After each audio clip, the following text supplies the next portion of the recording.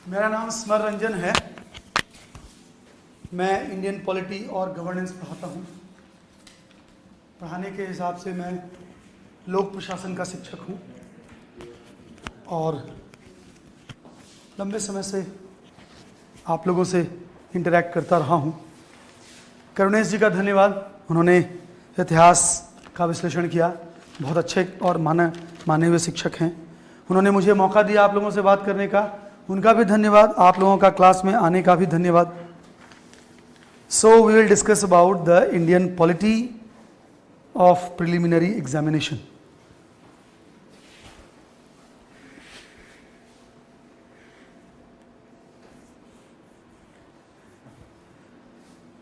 सो प्रश्न नंबर 1,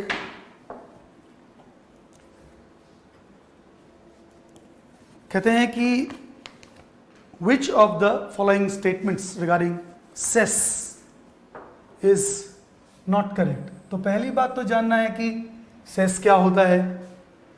दूसरी बात कि उत्तर देते समय प्रश्न की मांग का विशेष ख्याल रखें।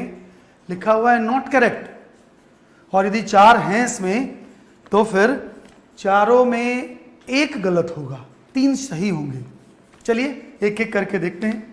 कहता है संविधान का अनुच्छेद 270, article 270 of the constitution describes a cess. यहां पर हम लोगों को यह जानने की जरूरत होती है कि टैक्स और सेस में क्या अंतर होता है, तभी ना आप पता करेंगे कि दोनों में अंतर क्या है और 270 क्या बोलता है और तब सही उत्तर क्या है। टैक्स का मतलब होता है कि tax paid by citizen or people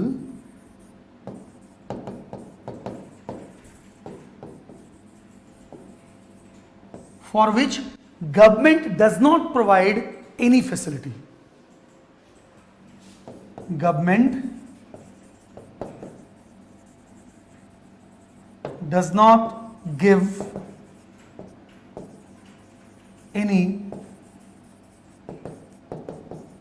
facility and that happens to be income of the government।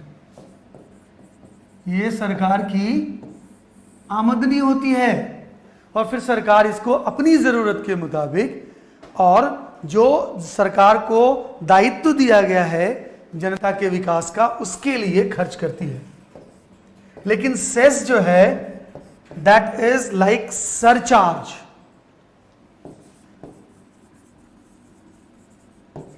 ये टैक्स पर लगने वाला कर है जो कि किसी निर्धारित उद्देश्य के लिए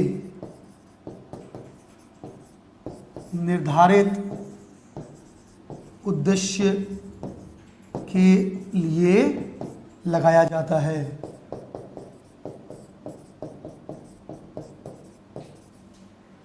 ना, और उसका खर्च उसी उद्देश्य के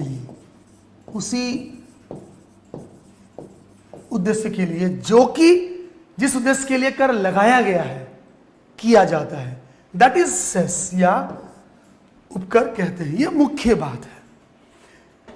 इसके बाद की अन्य महत्वपूर्ण बात यह है कि ये जो सेस है इसकी व्यवस्था कहाँ की गई है। तो संविधान में भाग 11 और भाग 12 है, जहां पर कि इस बात की केंद्र और राज्य के संबंध की चर्चा की गई है ना। सॉरी, केंद्र राज्य संबंध। जब किसी भी प्रश्न का हम उत्तर देते हैं और उत्तर को सुनिश्चित करने के लिए जरूरी होता है कि आप जाने कि उस प्रश्न के अगल बगल की चीजें क्या है। जब आप उसको सही तरीके से जानेंगे तो आप उसका उत्तर आत्मविश्वास पूर्वक दे पाएंगे। तो केंद्र राज्य संबंध की चर्चा संविधान के भाग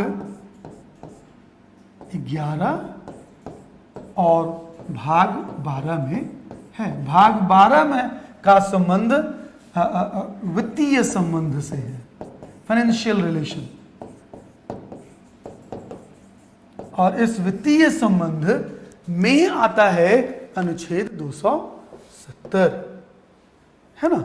अनुच्छेद 270 में जो चर्चा है, अच्छा जब इसमें जब वित्तीय संबंध की चर्चा है तो कर लगाएंगे, कौन सा कर लगेगा इसका निर्धारण है, और फिर इन करों का आवंटन कैसे होगा, करों का डिस्ट्रीब्यूशन, आवंटन कैसे होगा, इसकी चर्चा भाग 12 में है।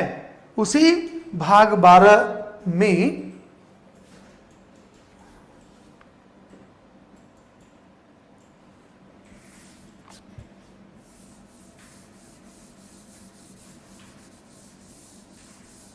ये मिट क्यों नहीं रहा आराम से?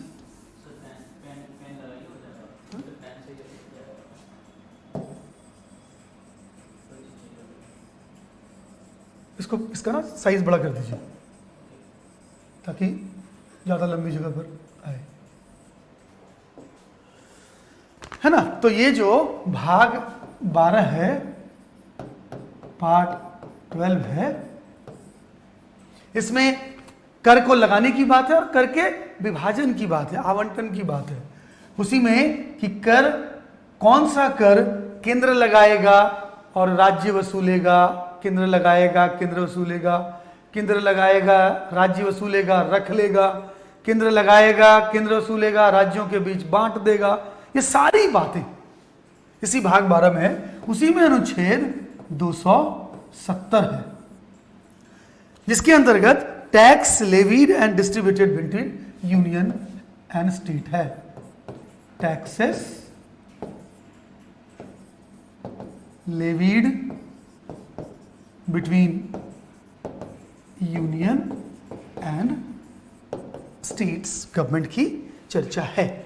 अब देखें इसमें तो संविधान का अनुच्छेद 220 एक सेस का वर्णन करता है, सही है। कहता है it is levied for specific purpose. अभी हम लोगों ने बताया था यह निर्धारित उद्देश्य के लिए लागू किया जाता है, तो यह भी सही है। इसे संघ या राज्य की सरकारें लागू कर सकती है, तो ये टैक्स पर सरचार्ज लगता है और टैक्स सेंटर और स्टेट दोनों का होता है, तो ये भी सही है। लेकिन जब ये कहता है कि यह आयकर के स्लैब दरों का हिस्सा है, यह गलत है और इस प्रकार से उत्तर होता है डी।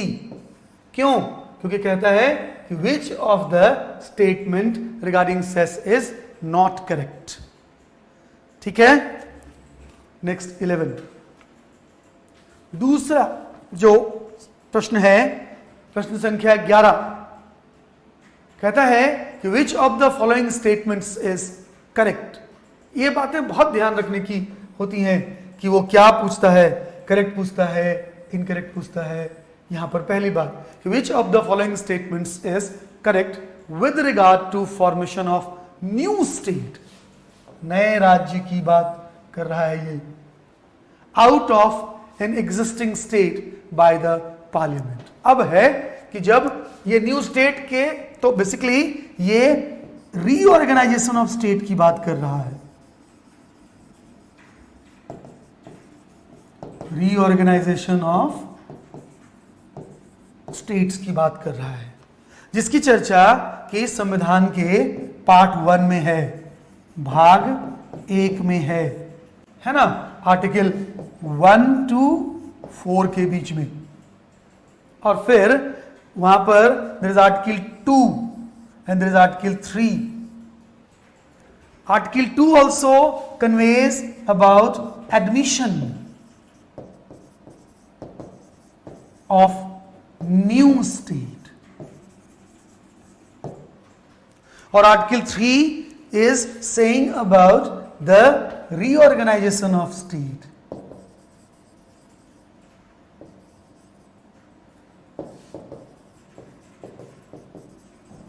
है ना, तो we can say to better understand this कि when it is article 2 it is external reorganization,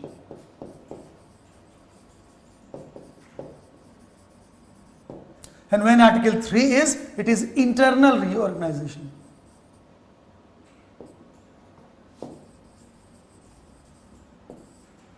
So herein we are referring for the Article 3 internal reorganization, क्योंकि कहता है कि एग्जिस्टिंग स्टेट में से संसद द्वारा मौजूदा राज्य में से नए राज्य के गठन के संबंध में कौन सा कथन सही है। तो अब यहां पर इससे पहले एक दो बातें और हम लोगों को जानना चाहिए कि आर्टिकल 3 जिस प्रकार से संशोधन की बात करता है, वहां पर जरूरत जानने की यह होती है कि any such proposal before being introduced in parliament requires the permission of president. So such proposal is referred to President of India. Now the President of India, कहाँ गए निर्भय जी, उनको बुलाओ, बोलो पिक करेंगे, पिक करके बात करो कौन है.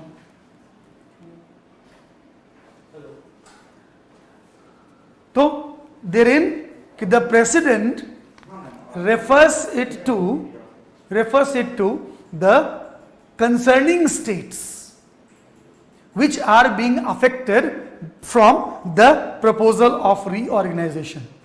The President is there to provide some time within which the states are supposed to express their will, that they want reorganization or they do not want. When these states are there conveying that whatsoever their will is, when they express their will, thereafter the President has got the right to permit the parliament to introduce such bills. Now when after the permission of the President, when the bill is sent to the parliament, it could be introduced in any of the two houses, and the house needs to pass it by simple majority. When the proposal is passed by both the houses separately by simple majority, it is sent to President to sign, because no proposal passed by Parliament shall happen to be act until unless it is signed by the President. That is Article 111. But herein the President cannot deny to sign over such bill of reorganization. The another thing is that there is no organization of joint session in this regard. Now considering these understanding, let us try to identify the options given. So it says कि it requires an amendment to the constitution under 368. तो अभी हम लोगों ने बात किया कि it is passed by simple majority, and that does not happen to be the Constitutional Amendment Act under 368. Article 4 कहता है कि any proposal passed for the purpose of Article 2 or Article 3 will not be considered constitutional amendment. So that way it is not constitutional amendment and does not require any process through the Article 368. So this is not correct. Another one, the Legislative Assembly of the concerned state must pass the bill with simple majority. Now for the reorganization of state, the bill is not passed by state legislature. State legislatures are there to ratify whether they want reorganization or they do not want, है ना. तो वो पास नहीं करते. So this too is wrong. And then Parliament shall pass the bill with simple majority following an ordinary legislative process. संसद एक साधारण विधायी प्रक्रिया के बाद साधारण बहुमत से विधेयक पारित करेगी. That is right. As we have discussed, under Article 3, a proposal needs to be passed by simple majority by both the houses. In the reference of Article 4, we have said that no proposal passed by Parliament shall be considered Constitutional Amendment Act. That means that it will be an ordinary bill. And that is being referred here कि संसद इसे साधारण बहुमत से पारित करेगी, जो ordinary legislative process होगा. तो ये सही है. नन ऑफ द अबव भी गलत हो जाएगा क्योंकि इनमें से सी सही है. तो these two are there. That is, so D will be the right answer. Next. that is Article 12, not Article 12, sorry, that is question number 12. कहता है promotion of educational and economic interest of SC, ST and other weaker section that we convey as OBC. So therein it says which of the following provision of the Constitution of India. So therein there is a fundamental rights. So there is Article 15 in the Constitution.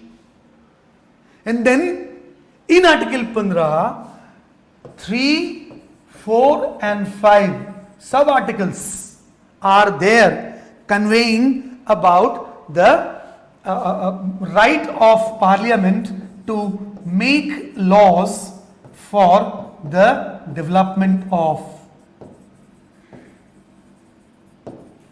these SC, ST and other backward class. So that is Article 15. Fundamental duties.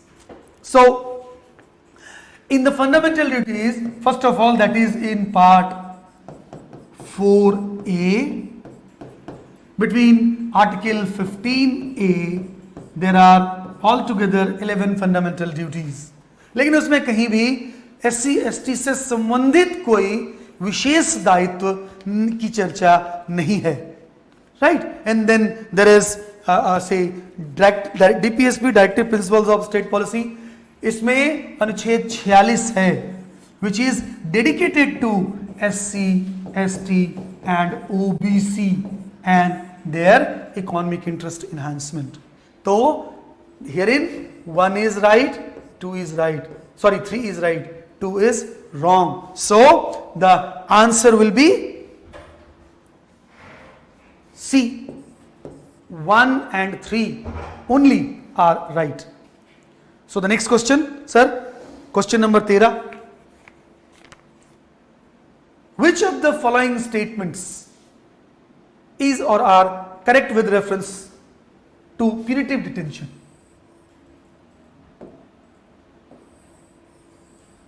Sorry, herein it is written preventive detention. There is Article 22 in the Constitution that provides the right to citizens to get protected for his personal life and liberty.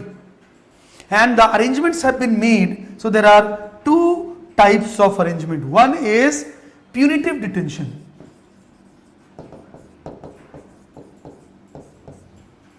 The other one is preventive detention.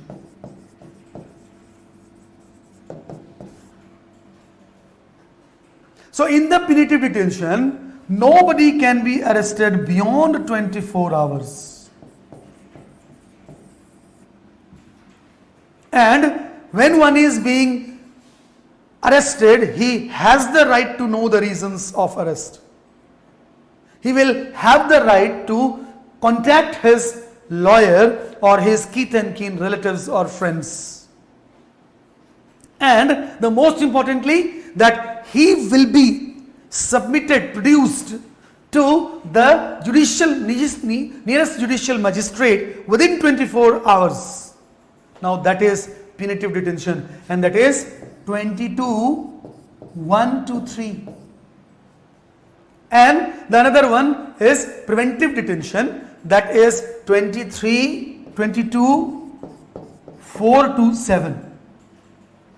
Wherein the condition is that without any immediate offense, one can be arrested for the reason that there may be threat of disrupting the local peace, law and order, supply chain of the area. So it is a precautionary measure. That is the reason the name is given preventive detention. जरूरी नहीं है कि किसी व्यक्ति ने कोई अपराध किया ही हो. इस आशंका में कि उस व्यक्ति की उपस्थिति से कोई अपराध हो सकता है, स्थान विशेष की कानून व्यवस्था बाधित हो सकती है, या आपूर्ति की व्यवस्था को बाधा पहुंचाया जा सकता है, ऐसी किसी स्थिति में होने पर उस क्षेत्र के प्रशासन को यह अधिकार होता है कि वह ऐसे किसी व्यक्ति को अरेस्ट कर सके और डिटेन कर सके।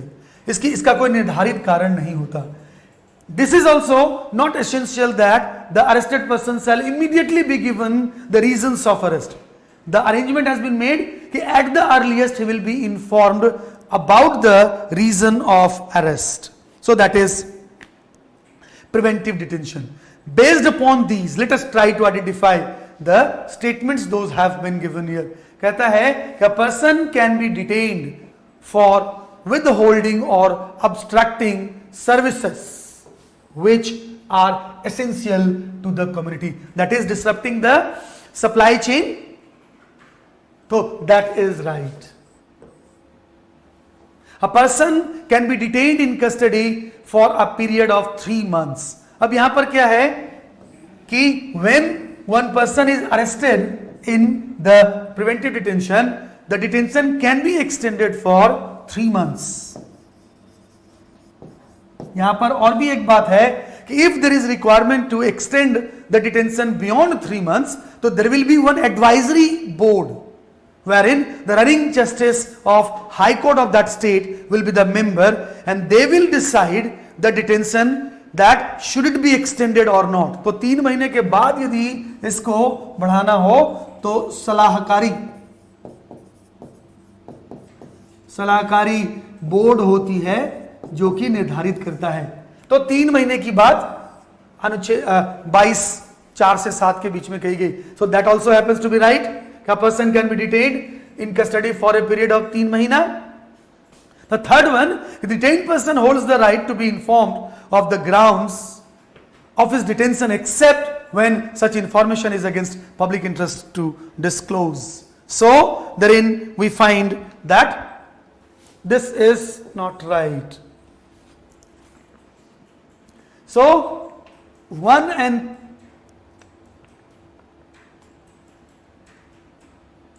sorry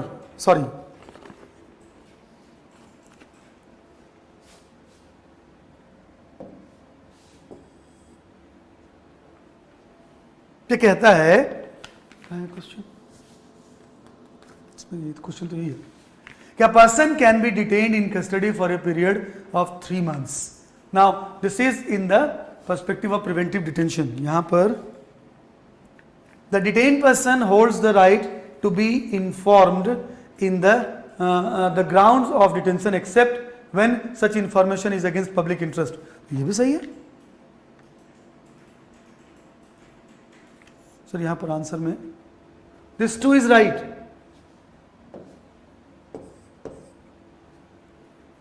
So it should be D.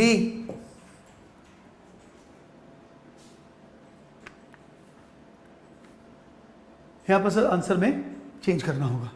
So that should be, although it has given answer A, but it should be D. Next is 14.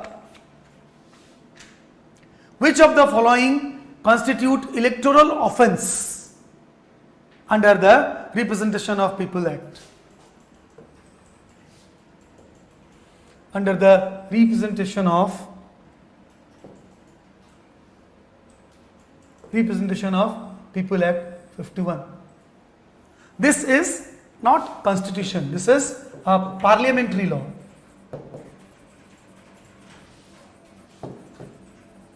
This is a parliamentary law that has been framed by the Constitution, Indian Parliament. Now the question is कि publication of result of exit poll during election, that is an offence. So it is right. So it is right. Promoting enmity on the grounds of language, this too is right, because it is not only language, it is race, caste, community, etc. have been given in the People's Act. And then the third one, that is publication of opinion poll during application of Model Code of Conduct. that is permitted. So that is not right. And then booth capturing. So 1, 2 and 4 happen to be right because they are offense under People's Representation Act. Next is 15th. With regard to Chief Information Commissioner. Is it Information Commissioner?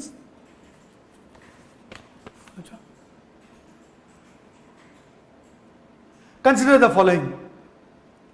His appointment and removal is done by the President. That is right. He is not eligible for reappointment.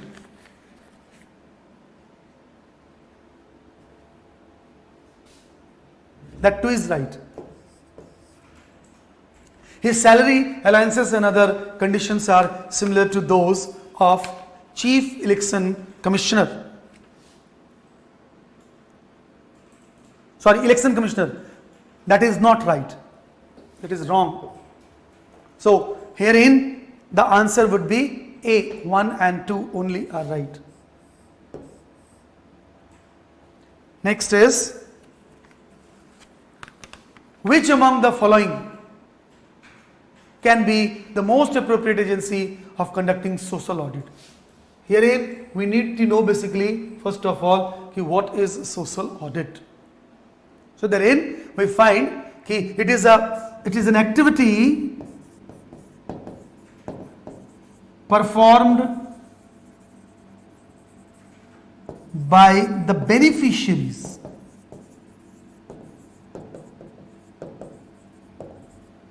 of the government programs or schemes.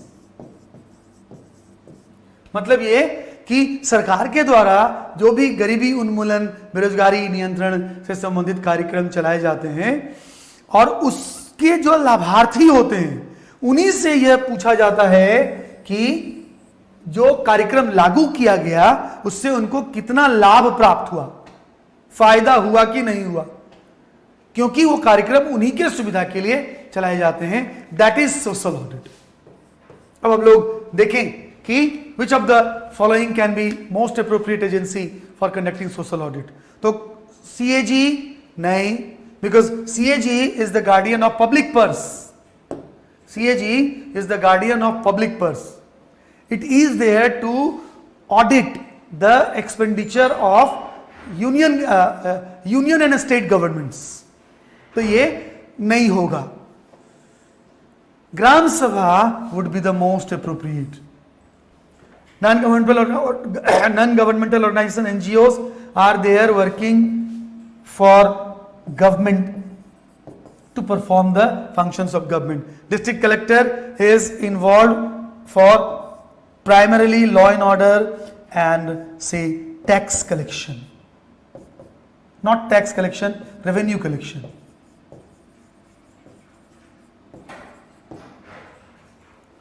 Gram Sabha happens to be the most appropriate because Gram Sabha has got all the villagers as members to it. All the villagers as members to it. जो गांव के लोग होते हैं सभी वयस्क सदस्य ग्राम सभा के सदस्य होते हैं और तब फिर जो भी कार्यक्रम चाहे मनरेगा हो, आंगनवाड़ी हो, इसके संदर्भ में सबसे अच्छे रूप से उसको लागू किया जा रहा है कि नहीं और जो भी उसके लाभार्थी हैं उनको लाभ मिल रहा है कि नहीं, यह निर्धारित करने में उनको आसानी होती है. So that is again very much important and the right answer would be Gram Sabha. Now Gram Sabha happens to be third tier of Panchayati Raj, that is Gram Sabha. जो सेकेंड टीयर होता है that is panchayat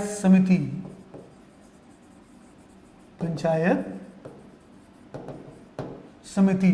जो first tier होता है that is district council, अंग्रेजी में उसको district council कहते हैं, और हिंदी में जिला परिषद, है ना।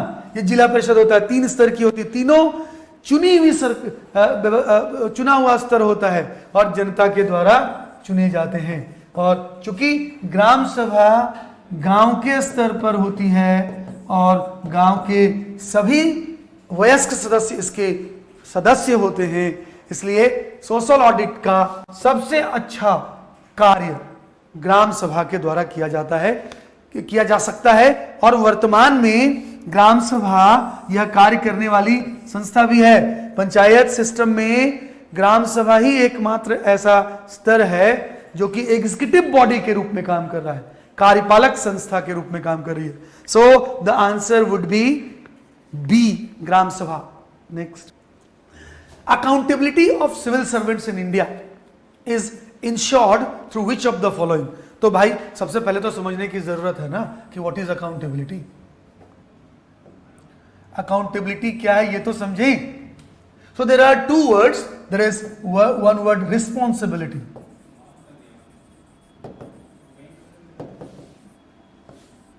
और इसी का एक्सटेंडेड रूप है अकाउंटेबिलिटी।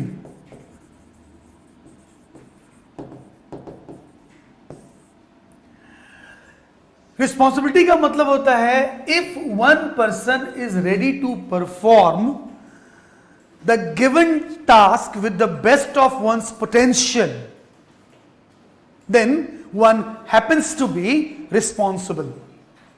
इफ कोई एक व्यक्ति जो उसको दिए गए उत्तरदायित्व को पूरा करने में अपने पूरी क्षमता से कार्य करता है, that is responsibility. And when one is made answerable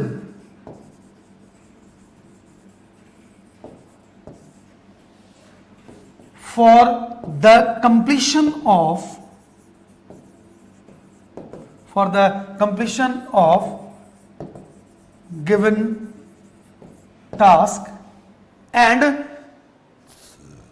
non-completion has got consequences, and non-completion has some consequences,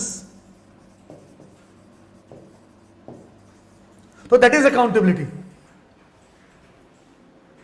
With the help of accountability, the civil servants are made effective and committed to perform the task, and that brings effectiveness of task performance. तो ऐसा accountable बना देने से जो विकास की प्रक्रिया है वो तीव्र होती है और प्रभावी होती है। तो निर्धारित विकास, स्थायी विकास, तीव्र विकास प्राप्त करने के लिए अकाउंटेबिलिटी को फिक्स करना बहुत ही जरूरी है। नाउ द क्वेश्चन कम्स कि accountability of the civil servants in India is ensured through which of the following. जो देश में प्रशासक गण काम कर रहे हैं उनको कैसे प्रभावी बनाया जाता है या जवाबदेह बनाया जाता है। तो there is code of conduct. The question arises कि what is code of conduct. जो कोड ऑफ कंडक्ट है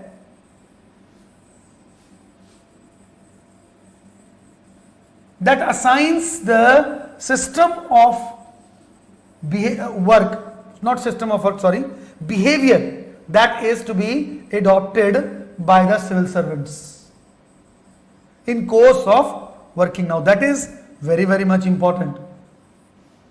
So the code of conduct provides the behavior of the civil servants during their office or functions. Therein, what are not to be performed, not to be performed, have been assigned and not performing in accordance with the code of conduct has got consequence of disciplinary action and one could be dismissed of his office. यदि code of conduct, आचार संहिता कहते हैं हिंदी में इसको, यदि आचार संहिता के साथ के अनुसार काम नहीं किया, किसी ने हटाया जा सकता है, उसको नौकरी से बर्खास्त किया जा सकता है। तो कोई भी आदमी नौकरी नहीं छोड़ना चाहता, इसलिए वह in accordance with the code of conduct काम करते हैं और उसके द्वारा उनके अकाउंटेबिलिटी को फिक्स किया जाता। तो पहला सही है। दूसरा है कोड ऑफ एथिक्स। प्रश्न उठता है कि what is ethics? Ethics is deciding right और wrong, deciding what is right and what is wrong. सही और गलत को कैसे निर्धारित करते हैं? तो सही और गलत को निर्धारित करने के लिए हमारी सोच होती है, हमारी समझ होती है, उसके मुताबिक हम सही और गलत का निर्धारण करते हैं। So that is ethics. भारतीय परिस्थिति में कोड ऑफ एथिक्स अभी तक नहीं बनाया गया है। हालांकि प्रशासनिक सुधार आयोग ने इस बात की अनुशंसा की है कि कोड ऑफ कंडक्ट में ही कोड ऑफ एथिक्स को भी जोड़ा जाए या फिर अलग से इसकी व्यवस्था की जाए, लेकिन अभी तक इसकी व्यवस्था नहीं की गई है और कुछ मात्रा में कोड ऑफ कंडक्ट में ही कोड ऑफ एथिक्स की चीजें शामिल हैं।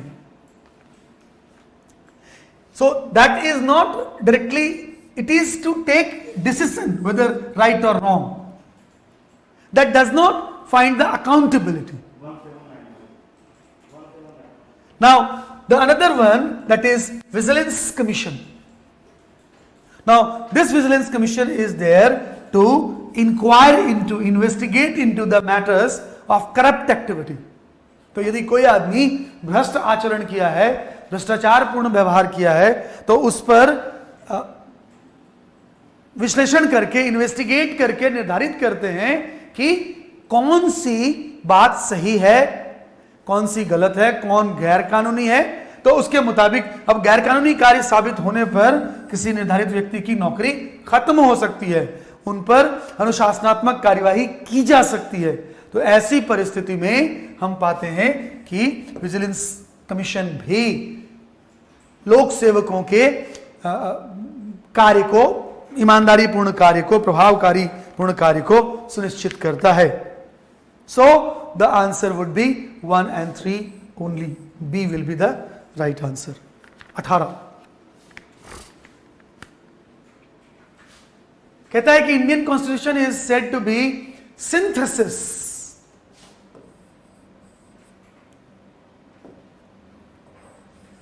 Synthesis of parliamentary sovereignty and judicial supremacy. अब दो बातें, सिंथेसिस का मतलब होता है मिक्सचर, मिलन, मिला हुआ। दो बातें हैं, पार्लियामेंट्री सॉवरेंटी और दूसरा judicial supremacy. As a matter of fact this parliamentary sovereignty prevails in Britain effectively. इसका मतलब यह हुआ कि ब्रिटेन में जो पार्लियामेंट्री सॉवरेंटी है वहां पर हम पाते हैं कि संसद ने जो बना दिया वो अंत है, उस पर कोई जुडिशियल रिव्यू संभव नहीं है। और यदि उससे विरुद्ध कोई पीछे का कानून है तो पीछे का कानून समाप्त हो जाएगा और अभी जो कानून बनाया वो कानून प्रिवेल करेगा और वह अंत होता है। इसलिए पार्लियामेंट्री सॉवरेंटी भारत में नहीं है exactly as it is there in Britain, लेकिन in India Parliament happens to be the apex body to make law. कानून बनाने वाली सर्वोच्च संस्था है, कानून बनाने वाली सर्वोच्च संस्था है जो कि कानून बनाती है और संविधान में कोई भी परिवर्तन करने का अधिकार संसद को ही है। इस प्रकार से पार्लियामेंट्री सॉवरेंटी की मात्रा भारत में है, निर्धारित मात्रा में, ब्रिटेन के जैसा भले नहीं हो लेकिन भारत में भी पार्लियामेंट्री सॉवरेंटी की मात्रा है। And judicial supremacy. Judicial supremacy का मतलब हुआ कि whatsoever judiciary happens to be the ultimate analyst of the constitution, कानून का, संविधान का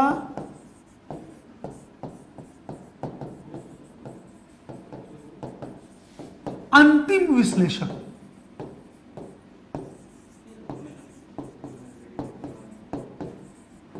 final analyst of the constitution. तो जुडिशियल सुप्रीमेसी भी भारत में है, क्योंकि जितने भी कानून संसद के द्वारा बनाए जाते हैं वो सभी कानून सुप्रीम कोर्ट के द्वारा या कहें कि न्यायपालिका के द्वारा उसका विश्लेषण किया जाता है। और जब न्यायपालिका समझ पाती है या बताती है कि यह संविधान के धाराओं के विरुद्ध नहीं है, तब वो जाकर लागू होती है। तो that is important. So judicial supremacy too is there. अब इस आधार पर हम लोग देखें, कहता है कि which among the following statements supports this argument. इन दोनों को कौन सही मानता है या समर्थन करता है? तो जरा हम लोग देखें। कहता है the powers to amend the constitution provided under article 368 to the constitution. अभी हम लोगों ने बात किया कि only parliament has got the right to amend constitution under article 368। None else than parliament can amend the constitution. तो there is parliamentary supremacy, parliamentary sovereignty. The another one कहते हैं कि the power of judicial review is provided under article 13(2). article 13 is the part of fundamental rights. So and therein fundamental rights is there in part 3, that is 12 to 35। उसी बीच में अनुच्छेद 13 है। 13 में 13(1) है, 13(2) है, 13(3) है। 13(2) के द्वारा यह व्यवस्था की गई है कि any law, any amendment made by the parliament if happens to be against the fundamental right will be invalid to the extent of inconsistency with the fundamental rights। तो पता कैसे चलेगा कि कौन सा कानून बना और वह मूल अधिकार के या संविधान के भागों के इतर है या उससे इनकंसिस्टेंट है, असंगत है? तो इसके लिए तो जुडिशियल रिव्यू करनी पड़ेगी ना। Based upon article 13(2) this provision has been made wherein the judiciary has the right to bring changes in any law if that happens to be inconsistent with the constitution. So therein article this 2 is also right, because 13(2) provides the right of judicial review to the judiciary। तो जो judicial supremacy की बात है तो वो 13(2) के द्वारा आता है। पार्लियामेंट्री सॉवरेंटी की बात है, उसकी चर्चा वो और भी कई आर्टिकल्स हैं, लेकिन 368 के द्वारा भी संविधान में संशोधन का अधिकार मिलता है। So the right answer would B, दोनों सही है। Next is 19।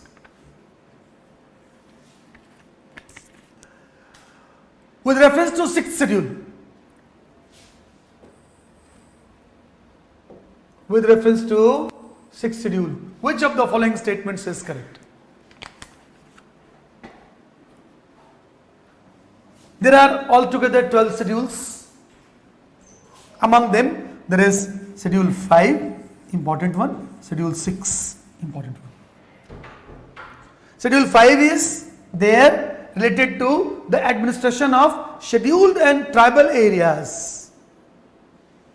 But schedule 6 is the similar one, but it is there with special reference to Assam, Meghalaya, Tripura and Mizoram. So all the students are supposed to read Schedule 6 in details. And when the Schedule 6 and Schedule 5 are being studied, they are also supposed to read Article 244. So Article 244 एक is this and 2 is related to 6th schedule. So therein, based upon this 6th schedule provisions, let us try to understand कि autonomous districts created under 6th schedule fall outside the executive authority of the state.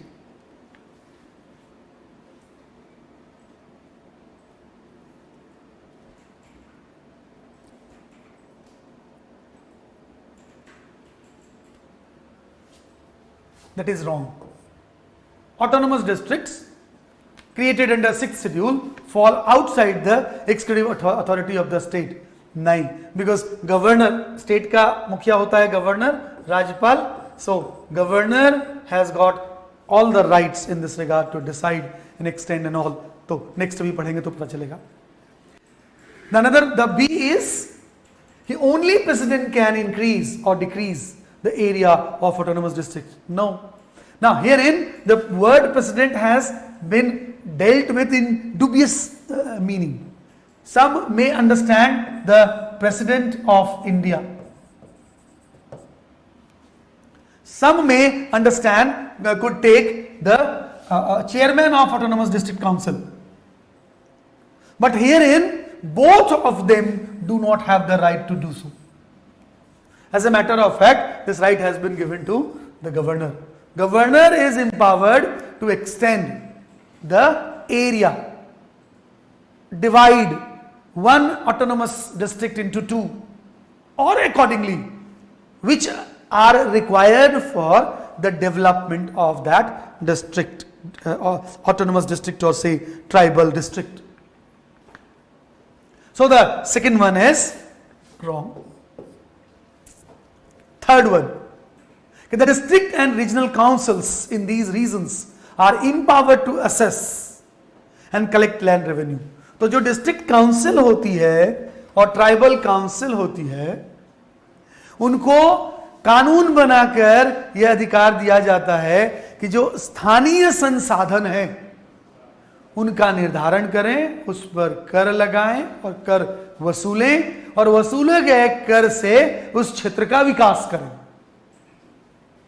So C is right. So automatically this becomes wrong. So for this, option C is right. Question number 20. Which of the following efforts by the government cannot be held as violative of fundamental rights under Article 14 and 19? Now that is very important question. And this requires knowledge of the fundamental rights in details. As a matter of fact, this is referring the Article 31 of the Constitution, which has been amended in 1978 by 44th Amendment Act. Before this repetition of Article 31, there are three more sub-clauses included in it. 31A, B and C.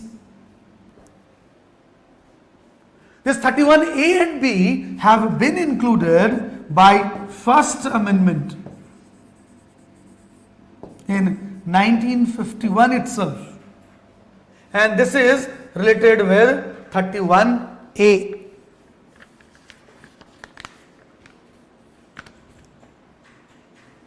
And the provisions are there. When it says prevention of concentration of wealth, so it is DPSP.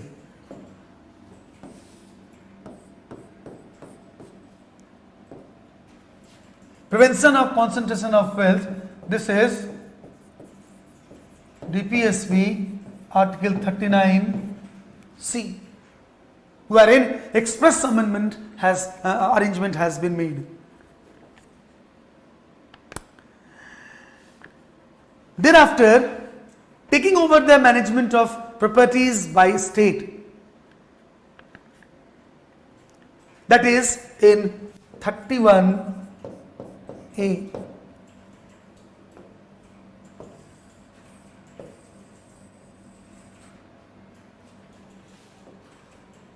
That is 31A. And in 31A, some other sub clauses are there, and taking over the management of properties is 31AB, wherein arrangement has been made कि in course of implementation of 39B and C of DPSP,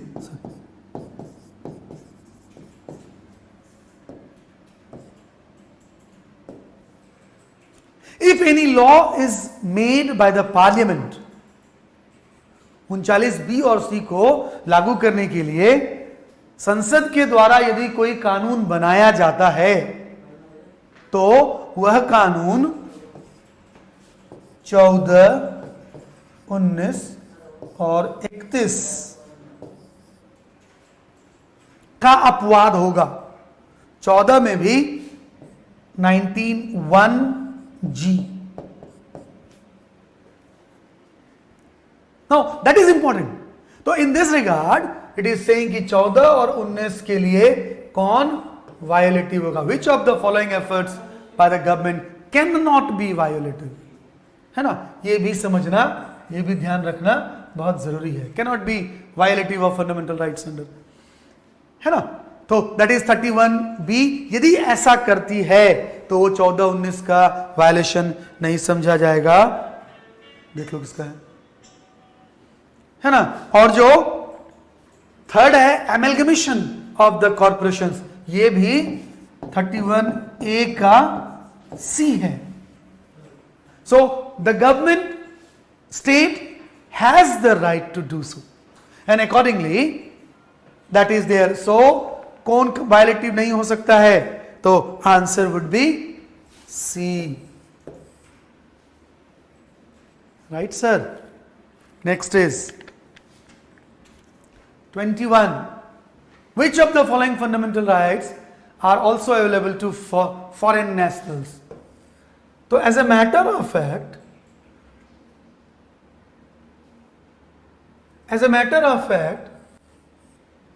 the fundamental rights, those are available between 14 to 32 all are available to all Indians.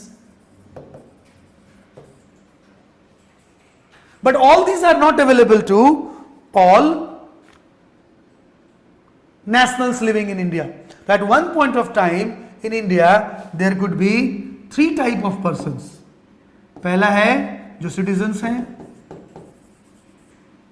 दूसरा जो tourist होते हैं foreign nationals, और तीसरा होते हैं they are stateless person. इनकी संख्या किसी भी देश में बहुत कम होती है। तो all the fundamental rights are available to all, but the tourists they are foreign nationals. तो इनको कुछ ही ऐसे अधिकार हैं जो उपलब्ध हैं। तो इसको निर्धारित करने के लिए हम लोग निर्धारित ये करते हैं कि what are those fundamental rights which are available to citizens only. That means कि those are not available to tourists, and those articles are available to Indian citizens only. Those are 15, 16, 19, 29 और 30. These are the articles, those are available to citizens only. Henceforth these are not available to foreign nationals. Henceforth apart from these, others are available to the foreign nationals. And based upon that, let us try. So equality before law and equal protection of law, that is article 14. Prohibition of discrimination on the grounds of race, religion, caste, sex and place of birth, that is article 15 and 16. Right to elementary education, that is Article 21A. Protection of language, script and culture of minorities, that is Article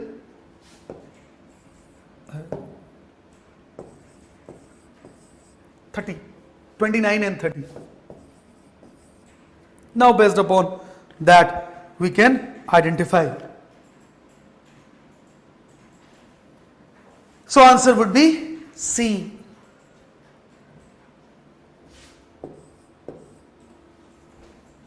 Next is खींच दिए हो गया अब तो. Next 37. Settlement of boundary dispute between India and another country requires which of the following? यहां पर है कि as I had referred you, Article 2 and 3 are there. 2 is related to admission of new state.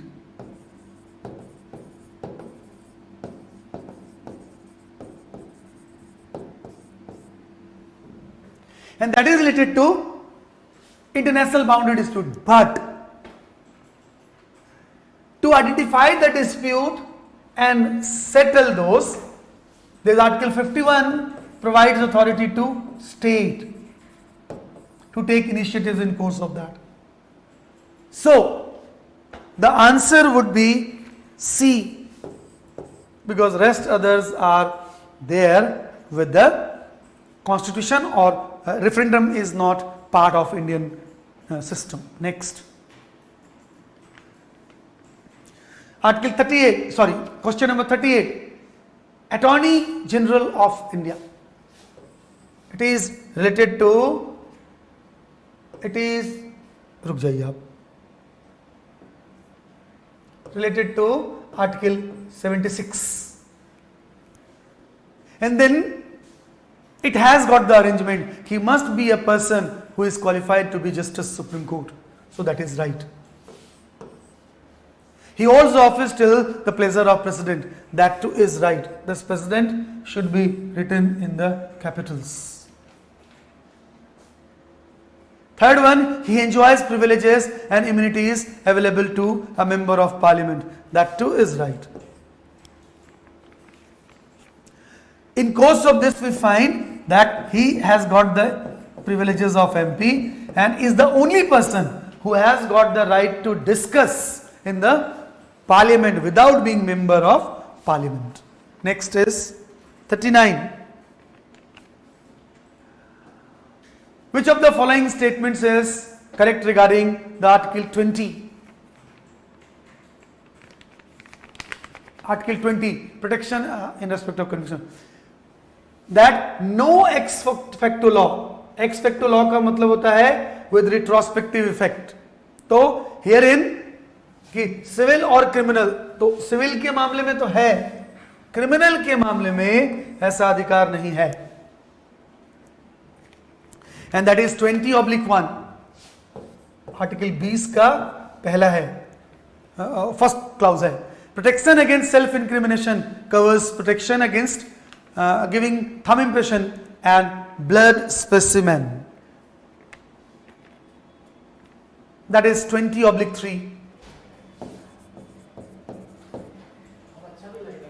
In case of corruption charges against public servant, either the court or department should take action to avoid double jeopardy. That is double jeopardy, 20/2. So that way the answer of 39 is D. Next, which of the following is the defining feature of parliamentary form of government in India? So watertight separation of power between executive, ये नहीं होगा. India में loose separation of power है. कैसे कि India में जो minister होते हैं वो एग्जीक्यूटिव के पार्ट होते हैं और साथ में उनको पार्लियामेंट का सदस्य होना जरूरी होता है. 6 महीने से ज्यादा वो नहीं रह सकती। Executive being responsible to legislature, सही है ये, एग्जीक्यूटिव्स लेजिस्लेचर के से रिस्पॉन्सिबल होते हैं, लोकसभा के। Division of power between centre and state, so 2 and 3 are right, so answer would be